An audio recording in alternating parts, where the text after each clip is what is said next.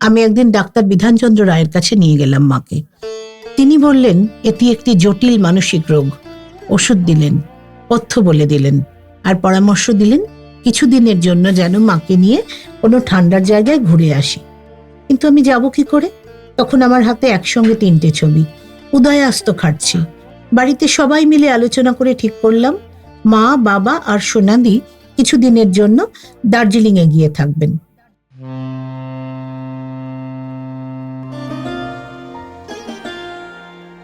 মনের বন্দরে দাঁড়িয়ে নোয়ার গল্প জাহাজ এখন শুধু গল্পের সাগরে পাড়ি দেওয়ার অপেক্ষা।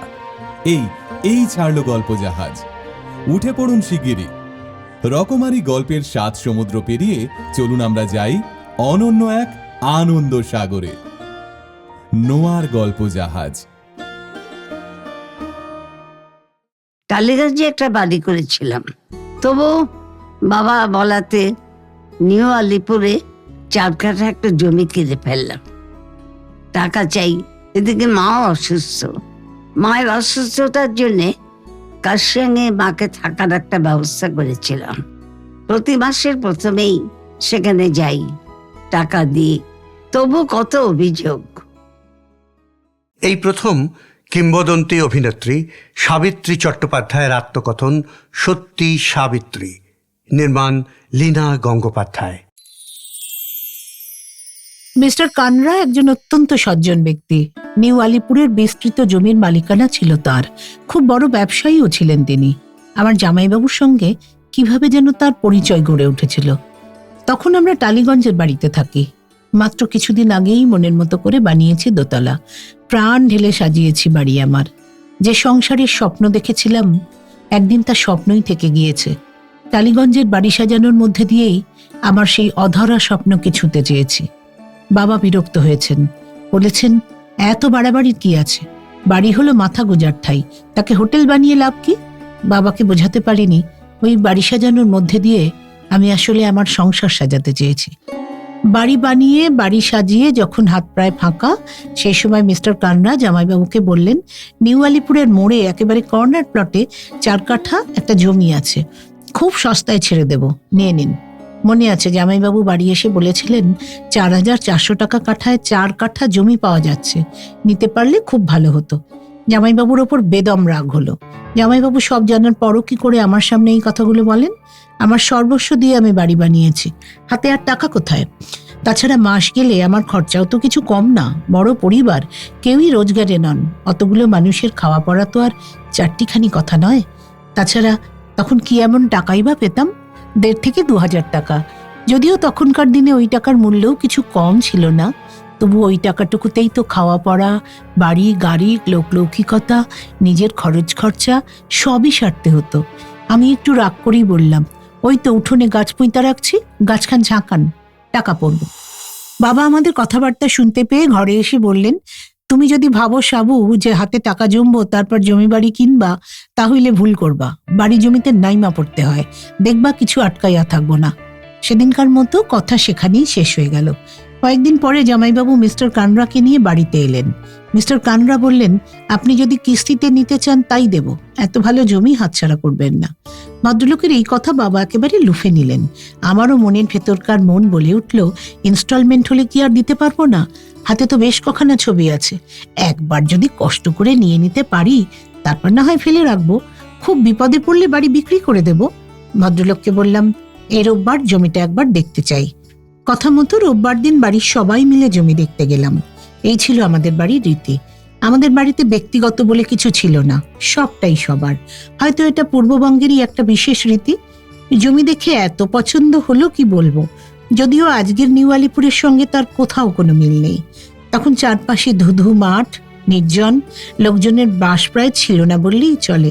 আমি তো আমার চোখের ওপর আজকের নিউ আলিপুরকে তৈরি হতে দেখলাম। তবু জমির পজিশন দেখে মন ভরে গেল। আর আমি পূর্ববঙ্গের মেয়ে, মাঠঘাট দেখে বড় হয়েছি। তখনকার নিউ আলিপুরের নির্জনতা, গাছগাছালি, ফাঁকা মাঠ এসবও আমাকে আকৃষ্ট করেছিল। কথা দিয়ে এলাম জমিটা নেব। 2 দিন পরে জামাইবাবুকে দিয়ে 2,000 টাকার একটা চেক ভদ্রলোকের বাড়িতে পাঠিয়ে দিলাম। জমি কেনা হলো, আমার নামেই কেনা হলো। নিজেরই বিশ্বাস হতো না যে আমি 4 কাঠা জমির মালিক। আস্তে আস্তে মিস্টার কানরার সঙ্গে হৃদ্যতা তৈরি হলো আমাদের পরিবারের। উনি মাঝে মাঝেই এসে বলতেন, এক কাপ চা খাবো। চায়ের সঙ্গে অন্য কিচ্ছু দিলে মুখে তুলতেন না, শুধু চাই খেতেন। তখন তিনি তার অন্যান্য জমিও বিক্রি করে দিচ্ছিলেন, হয়তো ব্যবসা গোটাতে চাইছিলেন, কিংবা টাকার দরকার হয়েছিল হয়তো, সে আজ আর মনে নেই। একদিন উনি এসে বললেন, আপনাদের ফিল্ম ইন্ডাস্ট্রির অনেকেই তো আমার কাছ থেকে জমি কিনেছেন, উত্তম কুমার, বিভূতি লাহা, আরো কতজন। উত্তম কুমারের নাম শুনে আমি চমকে উঠলাম। মনে মনে ভাবলাম, উত্তমদার সঙ্গে আমার নিয়তির এই বাঁধন কি জীবনের শেষ দিন পর্যন্ত চলবে? কিন্তু কোনোদিন উত্তম কুমার নিজে মুখে আমাকে কথা বলেননি, আর আমিও বলিনি আমার জমি কেনার কথা। পরে অবশ্য উত্তমদা তাঁর জমি বিক্রি করে দিয়েছিলেন, কিন্তু সে তো অনেক পরের কথা।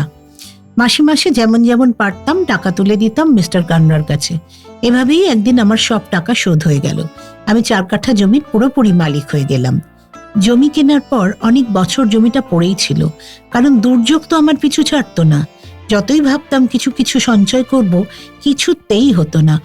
কোনো না কোনোভাবে সেই টাকা ঠিক খরচ হয়ে যেত। এরই মধ্যে একদিন মা সকাল থেকেই বলতে শুরু করলেন, আমার খুব গরম লাগছে, সারা গা জ্বলে যাচ্ছে আমার। যত বেলা বাড়তে লাগলো ততই মায়ের জ্বালাপোড়া বাড়তে লাগলো। আবার ঠিক সূর্যাস্তের সঙ্গে সঙ্গে মায়ের জ্বালাপোড়া কমে মা একেবারে শান্ত মাটির মানুষ হয়ে গেলেন। প্রথমে পাড়ার ডাক্তার দেখালাম। ডাক্তারবাবু ওষুধ দিলেন, কিন্তু কোনো কাজ হলো না। মা ক্রমশ সকাল থেকে সন্ধ্যের মধ্যে বেশিরভাগ সময়টাই বাথরুমে কাটাতে লাগলেন। মা যে কতবার গায়ে মাথায় জল ঢালতেন তার ইয়ত্তা ছিল না। তখন মার গা মাথা সব সময়ই সপসপে ভিজে থাকতো। মাকে নিয়ে সকলেরই খুব চিন্তা। আমি একদিন ডাক্তার বিধানচন্দ্র রায়ের কাছে নিয়ে গেলাম মাকে। তিনি বললেন, এটি একটি জটিল মানসিক রোগ। ওষুধ দিলেন, পথ্য বলে দিলেন, আর পরামর্শ দিলেন কিছুদিনের জন্য যেন মাকে নিয়ে কোনো ঠান্ডার জায়গায় ঘুরে আসি। কিন্তু আমি যাব কি করে? তখন আমার হাতে একসঙ্গে 3টে ছবি। উদয়াস্ত খাটছি। বাড়িতে সবাই মিলে আলোচনা করে ঠিক করলাম, মা, বাবা আর সোনাদি কিছুদিনের জন্য দার্জিলিং এ গিয়ে থাকবেন। আমি এক চেনা জানা ভদ্রলোকের সুবাদে দার্জিলিং এ ম্যালের ধারে একটা বাড়ি ভাড়া নিলাম। বাড়িটা ভাড়া নেওয়া হলো 6 মাসের জন্য। মায়েদের বাধা ছাদা চলতে লাগলো। সোনাদি সব করলো, আমি তো টাকা দিয়েই খালাস। তাছাড়া আমার এসব করার সময়ই বা কোথায়? কয়েকদিনের মধ্যে বাড়ি খালি করে মা, বাবা আর সোনাদি দার্জিলিং এ চলে গেল। আমার সঙ্গে কথা হলো, প্রত্যেক মাসের 1 কিংবা 2 তারিখের ভেতর আমি নিজে গিয়ে বাবা মায়ের যা প্রয়োজন তা মিটিয়ে দিয়ে আসব। আমি তখনও প্লেনে চড়িনি, আর আমার সময়ও ছিল না ট্রেনে নষ্ট করার মতো। তাছাড়া তখন তো আমার খ্যাতি তুঙ্গে, তখন আমার একা ট্রেনে যাওয়ার কোনো উপায়ও ছিল না। বাধ্য হয়েই আমি এরোপ্লেন চড়তে শিখলাম। জীবন যে আমাকে কত কিছু শিখিয়ে দিয়েছে মেরে ধরে, তা আমিই জানি। এইভাবে নিয়ম করে যাতায়াত করতে করতে ক্রু এবং পাইলটের সঙ্গে বেশ ভাবসাব হয়ে গেল। অনেকবারই এমন হয়েছে, চেনা পাইলট বলেছেন, আসুন ককপিটে বসে গল্প করতে করতে চলে যাবেন। তখন তো আমি সাবিত্রী চট্টোপাধ্যায়। সকলেই আমার সঙ্গে একটু কথা বলতে চাইতো, সকলেই আমাকে বিশেষ খাতির করত। মজার কথা, কোনো মাসে যদি 2-3 দিন পার হয়ে যেত নির্দিষ্ট সময় থেকে কাজের কারণেই, তবুও বাবার চিঠি আসতো। আমার মতো দায়িত্বহীন মেয়েকে কেন যে বাবা খাইয়ে পড়িয়ে বড় করেছেন সে ব্যাপারে লেখা থাকতো। সহস্র অভিযোগ অনুযোগে ভরে থাকতো চিঠি। আসলে বাবার তামাকের নেশা ছিল, আর আমি প্রত্যেক মাসে এই তামাক কলকাতা থেকে নিয়ে যেতাম।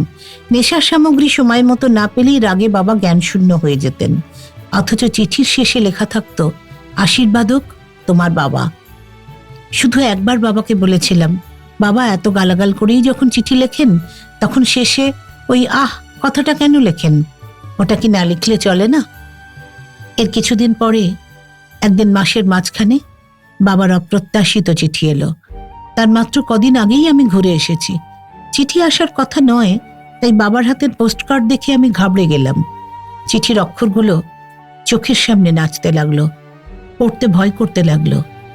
চিঠিতে ছিল এক অত্যন্ত দুঃসংবাদ। কি দুঃসংবাদ? পরের পর্বে শুনবেন। শুনলেন তো আমার জীবনের অজানা কথা? কেমন লাগলো জানাবেন। এরকম অজানা আরো অনেক কথা আপনাদের বলবো, শুনতে থাকুন প্রতি সোম ও শুক্রবার।